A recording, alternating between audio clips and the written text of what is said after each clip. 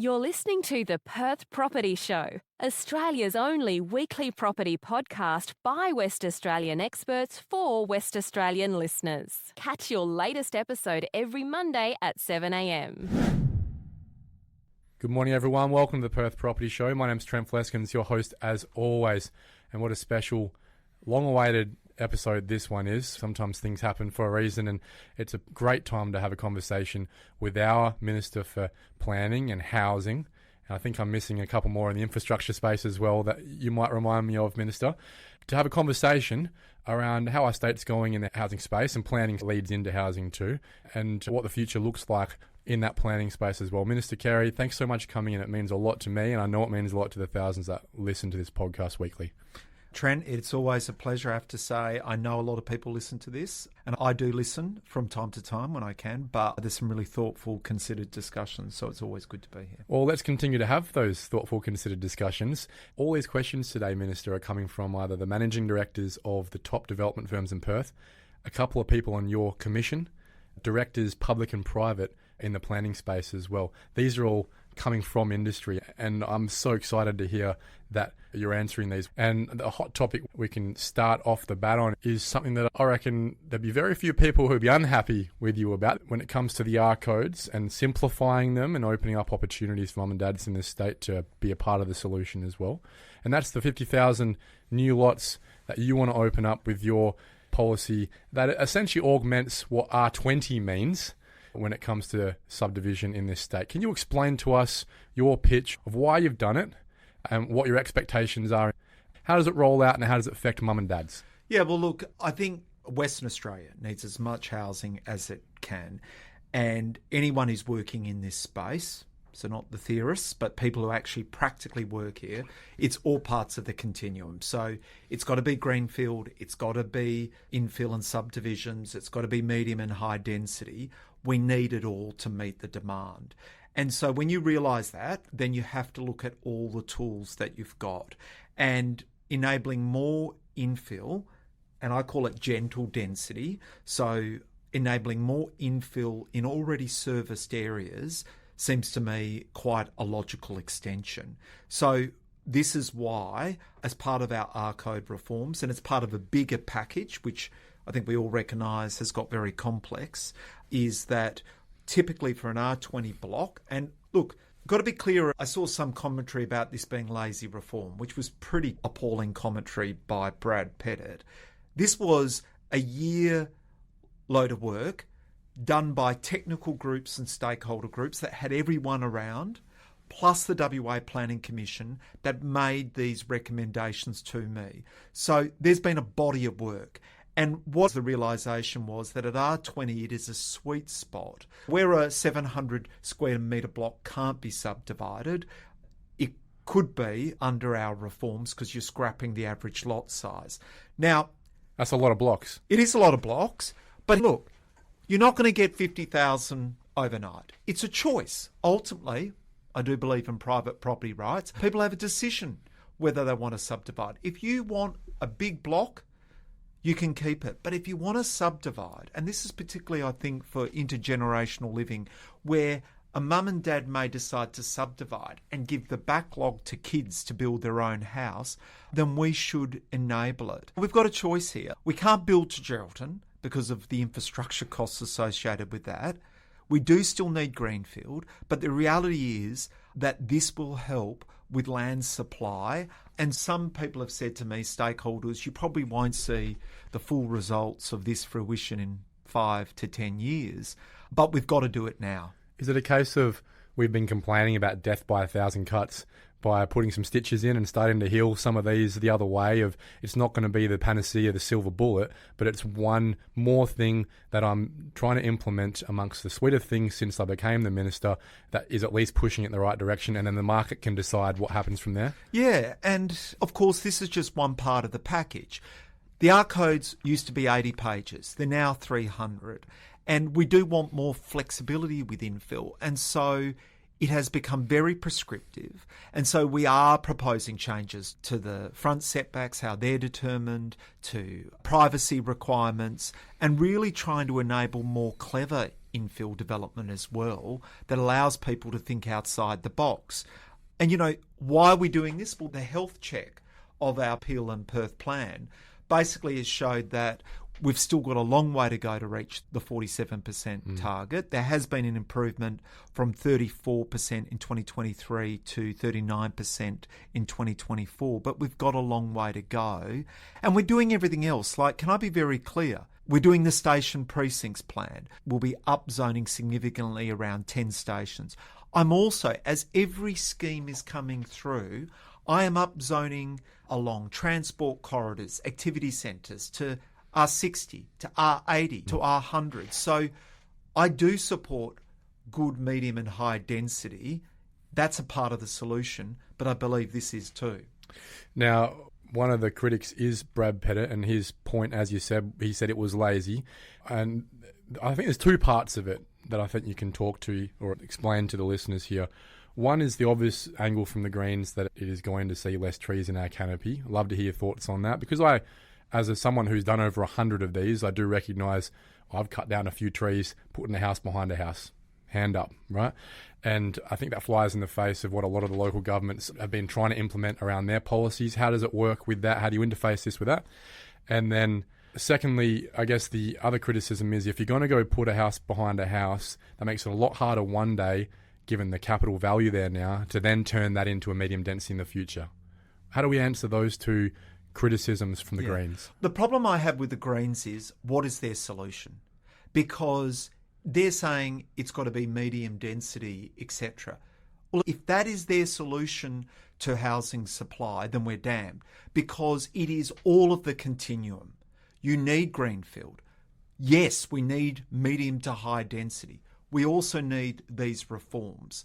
And this is the truth of the Greens. Brad Pettit never, ever will have to implement in a pragmatic way any of these policies. So you can take the hypothetical. But the irony was, he was sprouting on social media this week how this project of student accommodation in Fremantle was coming online. It had taken successive mayors and it was a long process, but we finally got there.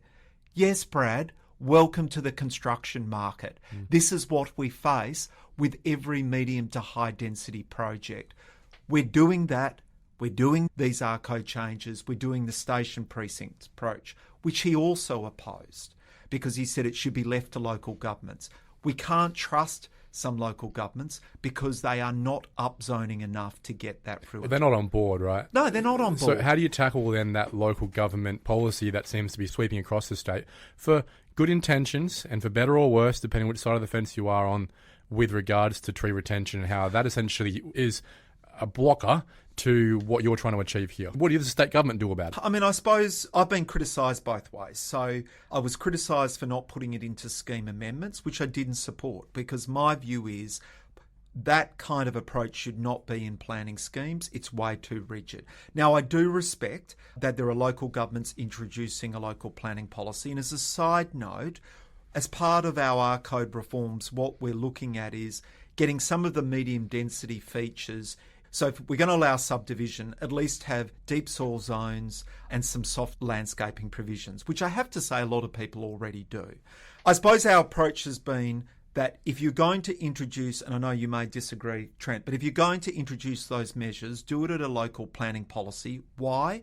Because it can be changed. And we have seen the case like Kalamunda. It brought in a policy, then it ran into trouble, and it was able to withdraw it. So our preference is, if you're going to do it, really do it through a local planning policy approach, because they can be amended or changed. Do you think they can work together? Yeah, I do. And local planning policies give you more flexibility to change. If you put it into a scheme amendment, that process then to change it again is quite difficult. It's got to go through a longer process. So I think local planning policies give you flexibility. Of course, I want trees, but we've got to be pragmatic. And again, the Greens can't do it. If a tree is in the middle of a block, sometimes, yes, you can accommodate it, but sometimes you can't. And so we've got to also be pragmatic about this stuff. Are there any suburbs that are sacred, that are protected in this space? For those listening and don't know the details, are we going to see all of these protected suburbs like Floreat, for example, and Nedlands and Dalkeith and Fulbinia and Menora, are they all getting cut in half? Look, what I've said is this, that if there is existing heritage protection in schemes, that will remain because they've been there.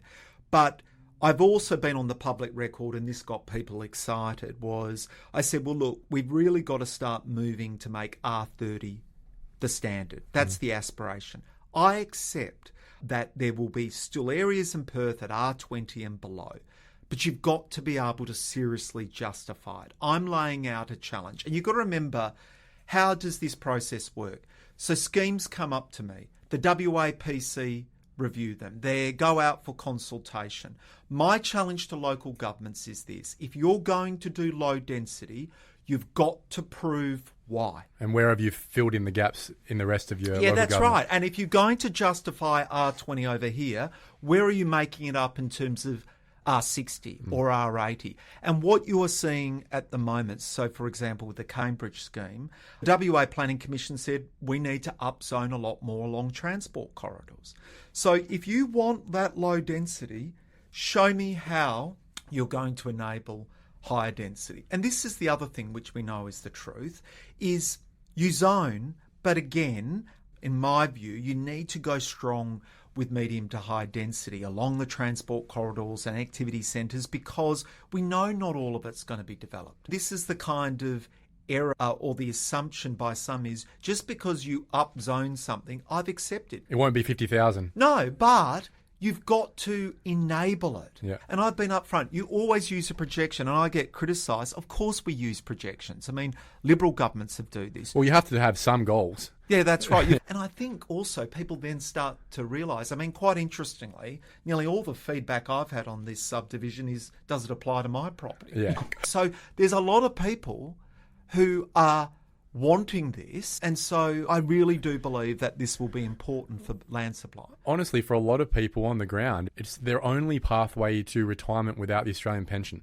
It's the backyard that they've been looking after for 40 years, and being able to sell that thing off for $300,000, $400,000, $500,000, that's their super.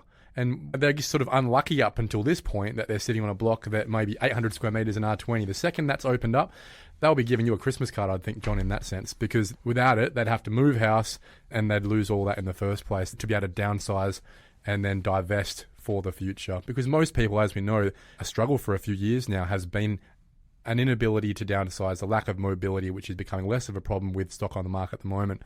You spoke about, and we know that you're looking into simplifying these R codes. How small and simple can it get? Can it be a 12-page document? Well, I mean, I'm sure some people are dreaming of that. Look, what I would say as part of this, we're really trying, in effect, for someone who's not a planning geek, perhaps like us, is if you simplify the R codes, it means less things are triggered, which means that the chances are there is less requirement for a convoluted planning process. That's the ultimate aim of these changes, and it allows for more flexibility. And we really are focused on simplification. It doesn't mean we're throwing everything out and saying we don't want good design, but allowing simplification, we think, will help more homes get built faster. So less prescriptive. And the funny thing is that the lack of prescription over time has led local governments who their officers are often not incentivised to take initiative and they're scared to make decisions that will have backlash without something behind them, has led to more prescription over the time that can stand behind. And that's, I think, the KPI for the decision maker, who's often not a leader in such of a business. There's someone making a normal wage, going home to their normal house and with a lot of pressure, right, to be able to have that book protect them, to be brave and to be progressive about solving this problem together. And I think that's where a lot of the culture is. It's fear of being progressive because they're not incentivized to be, and they're always worried about the retribution of stepping outside their lane. And one of the things that we see at local government level when you speak about trying to get application times from 60 to 30 days is that number looks nice on paper, but it never ends up being 60 anyway. It's 90 or 20 because of one very smart way that governments work, and that's to stop the clock. They ask for one piece of information from you that you can get back within a couple of days, stop the clock. They have a conversation now, stop the clock. And suddenly they've still met their 60 days, but it's 4 months down the track and you're waiting for your approval. How do we get around that? Well, two things.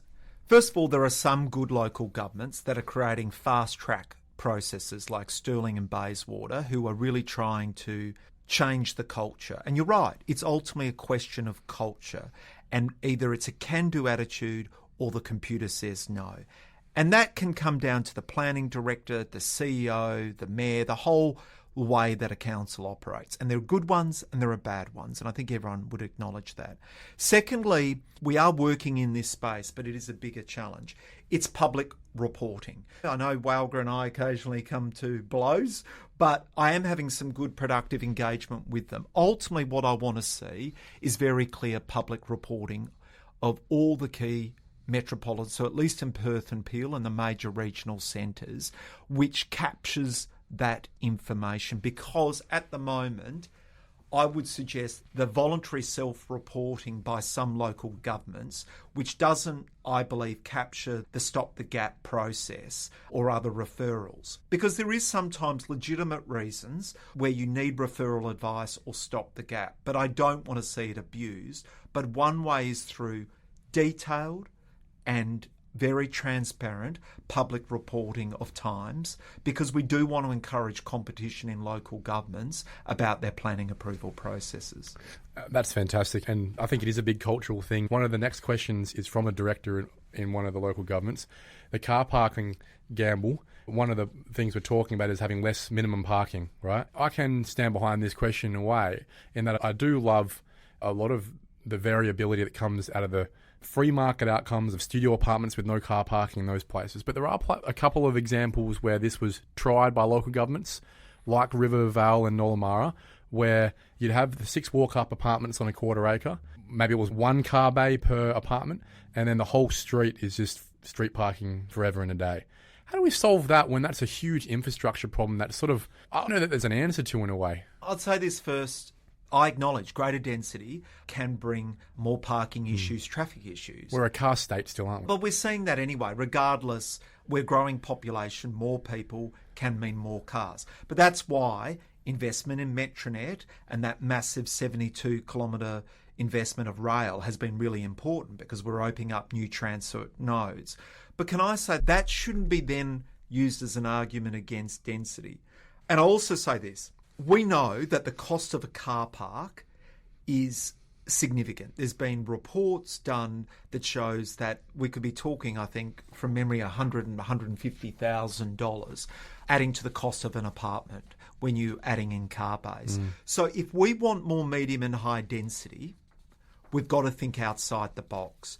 And my point is we need to enable more of this. And so what I'm saying is I'm not forcing a developer to sell apartments without any car bays. Ultimately, the market will dictate. Perfect. Yep. And I believe, generally, you're going to see developers still realise they've got 2 apartments. They're probably still going to include 2 car bays because it's a partner or couple, both have a car, and to sell that product.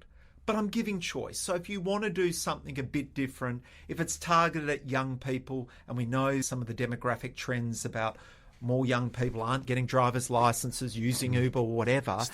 Students, then you can do that. And so you might have a situation where you've got a mixed-use development where you're selling some apartments with no car bays and then some apartments with the standard. So I believe the market will ultimately determine this. But, you know, whatever models we have in place, we still have to tackle congestion, which comes with just general population growth. I don't think there's a person in this state who could ever criticise your energy or work ethic or intent to try and get outcomes in the fields that you're the minister of. But I think that there is also an obvious understanding, recognition across the industry and the leaders that you are hamstrung massively by underperforming infrastructure organisations. Water Corp, Western Power specifically have been a problem for you, I think, in rolling out your goals, your targets of thousands of properties. And we see it on the ground on a daily basis that even in places like East Wanneroo right now, there are thousands of lots ready to be developed and still no wastewater treatment plant, still no land even purchased for it. There are slabs that are going to be poured soon from Hesperia's development, Britannia Park. What conversations are being had? What heads need to roll for action to actually come out of the ground here in organisations like Water Corp and Western Power to make sure that your goals aren't being jeopardised and all the hard work you're doing around incentivising the market and facilitating the market, cutting red tape, to then just not be able to connect a toilet or plug the power in your house? Well, you're right, Trent. Infrastructure is critically important because it opens up the land supply that we need. And there has been and is a concerted effort. And look, in the last budget, we put an extraordinary amount of money aside for both water and other infrastructure to unlock that land, particularly in the key corridor. How does that translate, though? So how that translates is, as a minister and with particularly the Deputy Premier, just to explain how we do operate. You've got Cabinet, and then we have a subcommittee of Cabinet that brings together the DP, Regional Development and myself, and then we have all the key agencies responsible for housing and land development. And then below that, and we get into the nitty-gritty, we have a priority corridor working group, which looks at all the growth corridors and the infrastructure requirements. And then we have technical groups that are trying to navigate through with the agencies and the developers about how we get those infrastructure across the line. Because can I be brutally honest Please. here? Yeah, like, part of the issue is, and it's so easy for the opposition and others to say, oh, you know, it's so easy to unlock land. But the reality is the land that we're now seeking to unlock, whether it's East Wanneroo, North Baldivis, these are a lot more complex. The old days where you just saw the land and it didn't have environmental rules, groundwater and drainage. One of the biggest issues that I'm dealing with and with the Minister for Water is around groundwater management and drainage issues. So navigating that. And so there is a big effort in this space. So I understand. And I've got to also say this, Trent, and I say this respectfully. Governments have to do it at a strategic level because you might be investing in one part of the growth corridor here, and that's going to get you all these lots. We've got a big infrastructure investment program, but we're looking at where are the most strategic areas to get bang for buck, to get unlocked lots. And the only problem I face is, and this is the truth, and I don't think I'm saying anything, you'll probably smile, every land developer will look me in the eye and sometimes say, my project's most important, but my neighbours, don't worry about it. And that happens with groundwater. They say, look, you know, we can fix this groundwater or drainage issue here. It's someone else's problem. But all it does, it moves the issue to the next developer who then comes in the next week and says to me, don't worry about that one. Is there a close connection between yourself, the Deputy Premier, the new Minister for Water, obviously just finding his feet, and the hierarchy at the infrastructures? Is there a direct line to say, can you just buy that land and build that bloody thing? Look, what I can assure you is this. There is an absolute concerted effort. And the Deputy Premier and I and the new Minister for Water, we don't just sit back, someone comes and meets with us. We get into the nitty-gritty of projects. We push the agencies to find solutions. And, I mean, you could also understand this. If you get advice from an agency that says this is going to be a critical flooding issue, you know, you've got to give it serious consideration. But you've got to also test it and say, right, we've got this alternative consultant. We've got this other advice. Let's test it to find a practical solution that gets that land developed. I think the biggest concern for most is simply the lack of actual on-the-ground construction. We see the big numbers that say we're putting hundreds of millions of dollars towards something. You go, great, money's there now. And then you sit and you wait for shovels to hit the ground and pipes to be extended and plants to be built, and they don't. And we're moving along with our structure plans and getting our approvals and putting our money in the ground. And then 4 years later, there are still tankers moving people's sewerage out of their homes because Water Corp hasn't got to the party. They haven't used the money, let alone connected the lots up. And we just don't want to be a situation like Sydney Water, where lots are developed, people have houses, and well, to be honest, we're seeing it in Henley Brook anyway, but we can see it happening right in front of us in East Wanneroo, where this could have all been solved years ago, or even today, and 5 years now we're looking back going, if they only just bought that land and built that station like they said they were going to, that the money was there, and now we don't have the money anymore, we're in a deficit, what are we doing? It just feels like, feels like on the ground to developers, nothing's happening. Yeah, I think that's a little bit unfair, Trent. I mean, We are getting infrastructure out of the ground, but I do respect your advocacy on this. All I can say is that we've always got to do better and improve. You never say, right, we draw a line in the sand, that's done, we've got always the best systems in place. My job as the Minister, with the Minister for Water in particular, is you've got to test the bureaucracy and the agencies and say, how do we get this out faster? We all understand the need to get infrastructure out faster. But the reality is there are still capacity constraints in the construction market or civic construction. But the message is received. We are working hard to get more infrastructure out the door. I just think that of all the efforts that you're bringing in, the industry's bringing in, sewerage and power should never be the reason we don't meet our targets. That's probably, I guess, the overall thought. The housing diversity pipeline is something that was touted a couple of years ago as something that I thought was a fantastic initiative coming out of your office.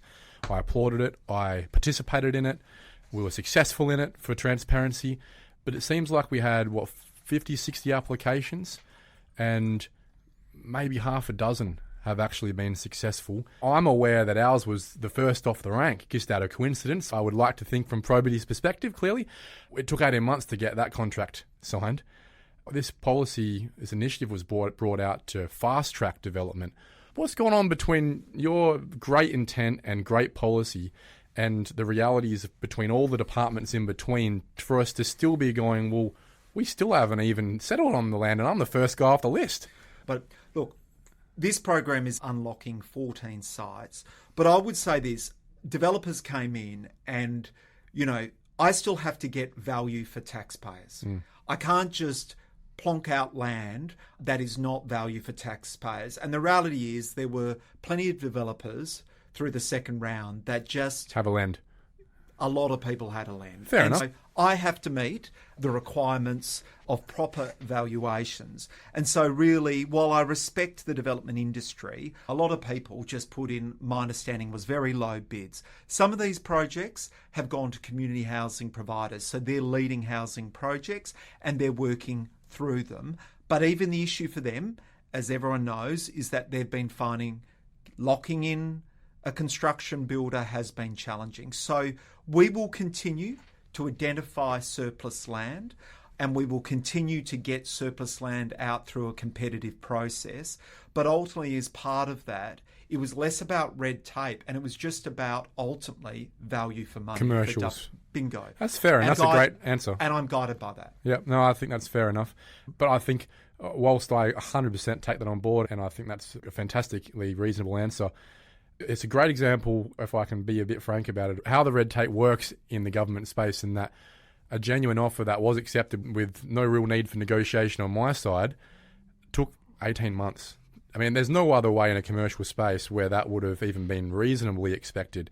We could have got most of that developed in that time. And I think this is some feedback. You wouldn't even need to respond to it. I reckon if you're doing a HDP3, there has to be a way to do that quicker for us to be able to help you quicker, if that makes sense. Yeah, I understand.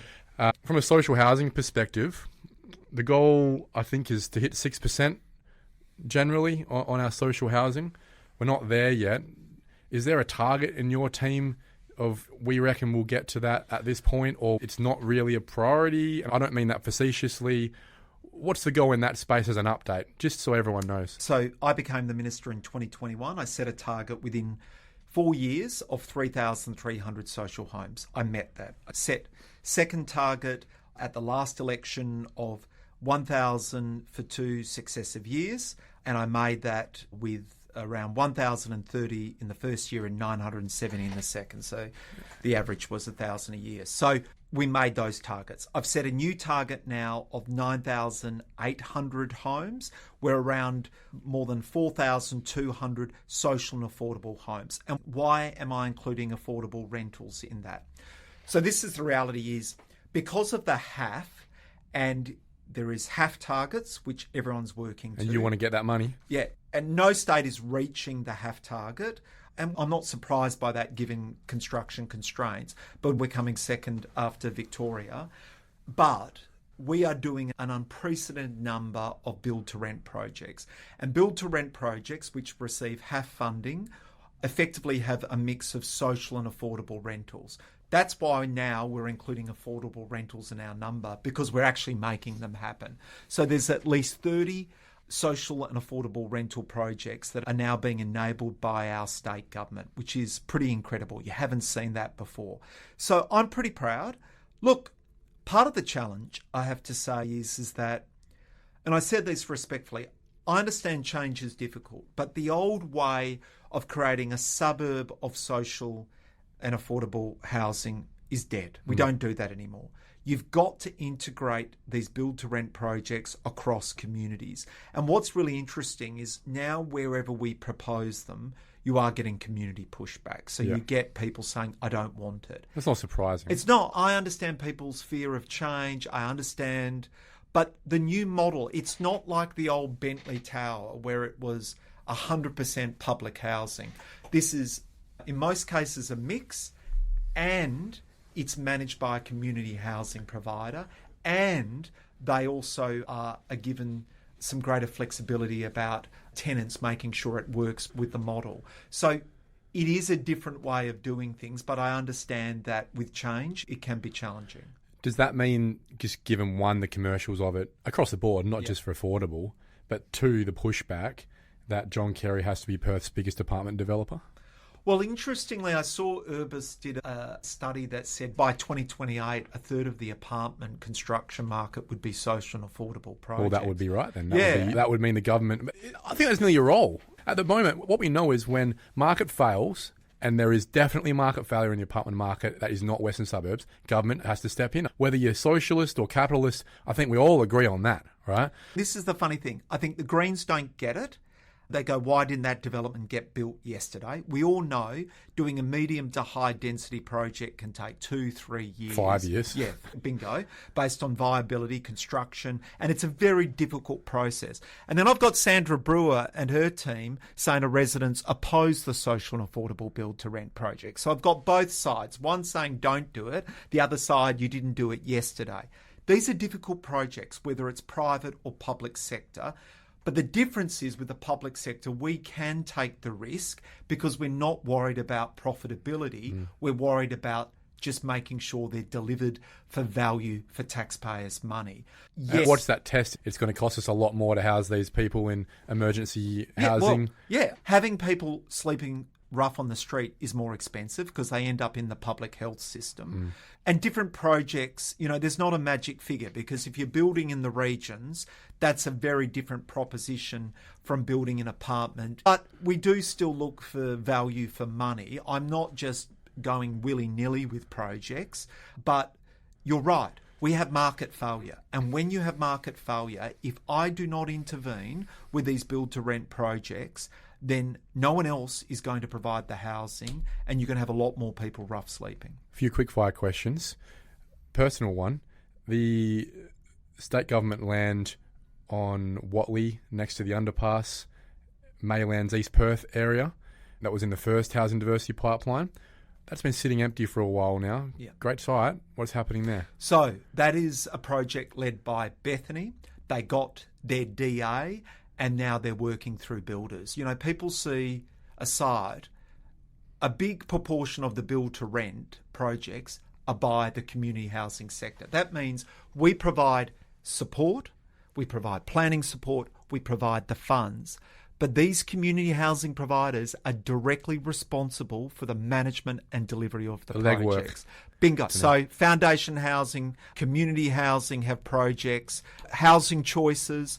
And so some of the model, if you go to Pearce Street, we're building it. There's 14 being done as part of the first tranche, being done by Development WA. So in some cases, the state builds it and then we sell it to the community housing provider. And of course, they use financing plus money from the feds through the HAF. The other approach, which is also included in my numbers, is the community housing provider is the developer and the driver of the project. My role is just supporting. And the issue is, I deeply respect Bethany. They've got a gun-ho CEO.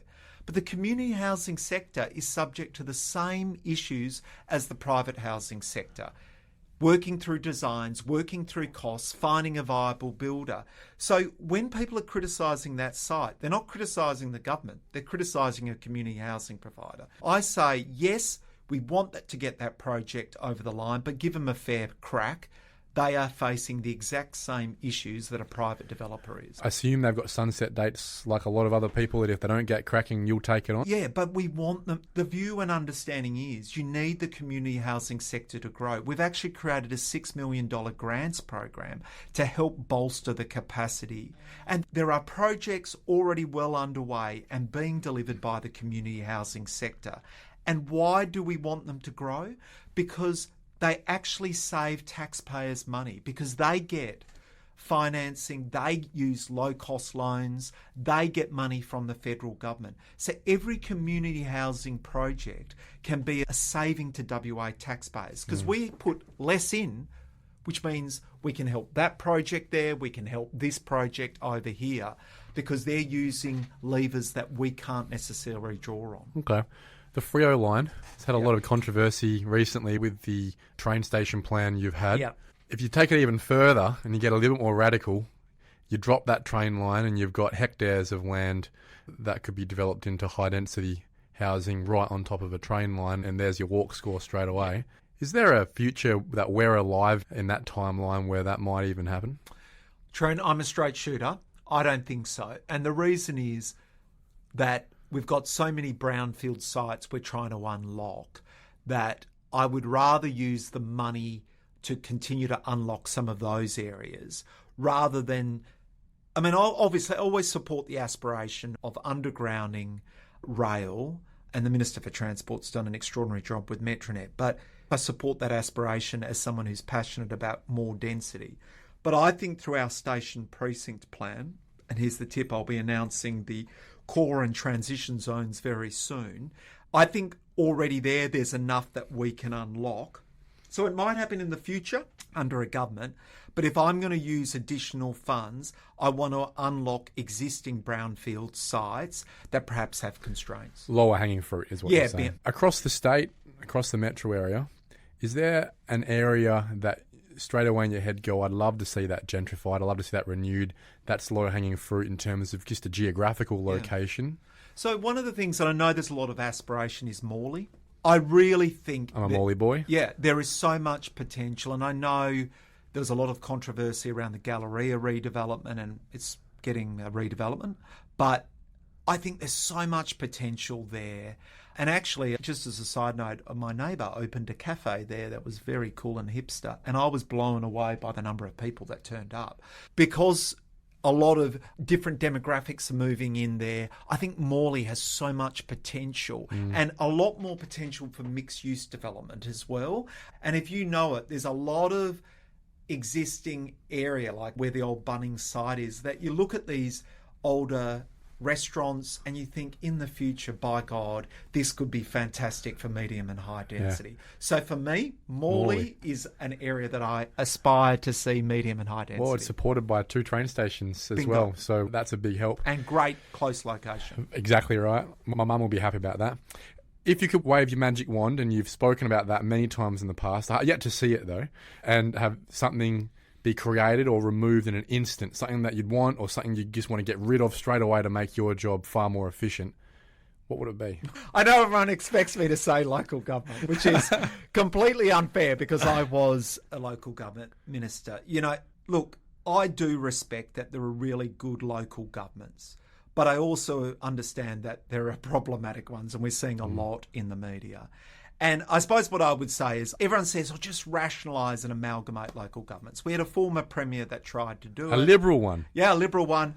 It was a pretty dismal failure. And I was a mayor who actually said, no, amalgamate all of us. The chances of that happening have gone. But if I had a magic wand, I would strongly wish that all these local governments came together to create a major new central local government for at least the Perth area. And it's interesting because when I said this before and I said Vincent should merge to Perth, I had some people push back on me, including local constituents.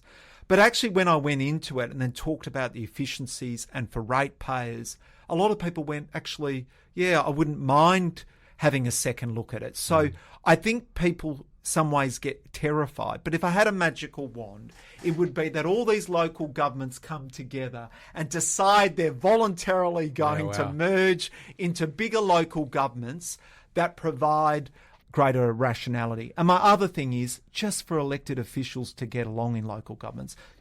It's not Parliament, and people need to understand this. Parliament is set up as an environment where the opposition challenges us, there's question time, there's committees, there's inquiries, there's questions on notice. People don't realise local government is not meant to be like that. It's a board. It's not meant to be partisan. You're not meant to have 2 or 3 groups at each other's throat.